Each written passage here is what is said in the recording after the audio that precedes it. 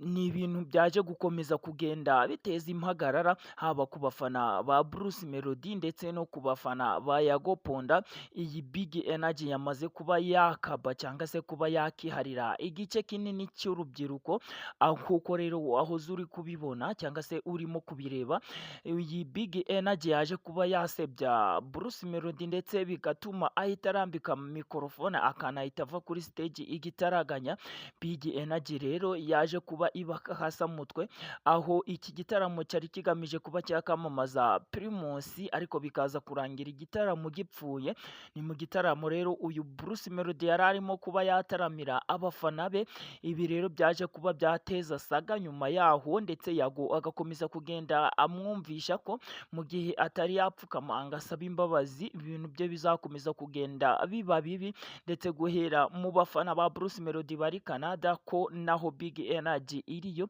kuko byakomeje kugenda bisobanurwa n'uyu nguyu Yago Ponda, aho yakomeje kugenda abwira Bruce Melody ko agomba kuba yapfukama akaba yasaba imbabazi kugira ngo akomeze kugenda amererwa neza, ndetse akomeze kugenda akora ibintu bye bibashe kuba byagenda neza.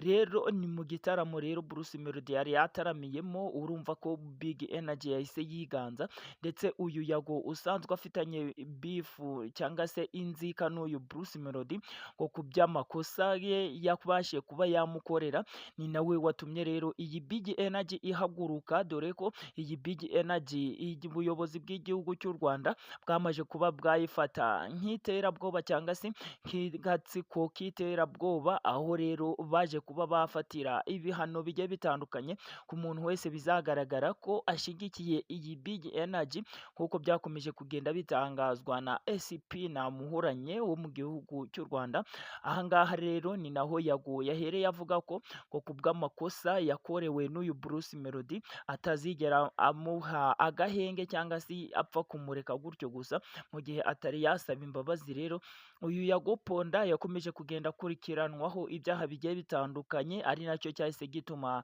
afata iya mbere aba yakerekeza hariya mu gihugu cya Uganda, aho arimo gukomeza kugenda akorera ibikorwa bye bigiye bitandukanye. Uyu Yago rero byavuzwe ko ibiganiro bye bigera kuri 16 bigomba kuba byasibwa burundu ku muyoboro wa YouTube, ngo kubera urwango ndetse n'ibigusebanya, dore ko ngo yarenze umurongo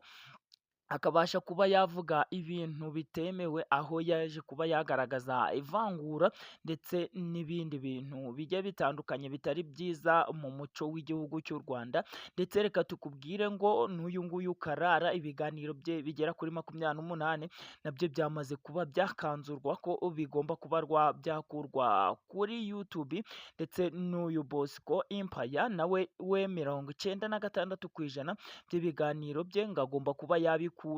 ndetse n'uyu nguyu Murungi Sabe uherutse kuba yakora nawe amabara, aho yaje kuba yagaragara mu mafoto n'amavideo arimo gusimbuka, aho yari yagiye kwa Ngwino kuba yakishakira icyoroshe. Aha ngaha rero ni nabyo byakomeje kugenda biteza saga kuri ibi bitangazamakuru bigiye bitandukanye, ndetse no kuri izi content baba barakoze kuba zahita zisibwa, ndetse aya macano akaba yashirwa ku rutonde rw'amacano agomba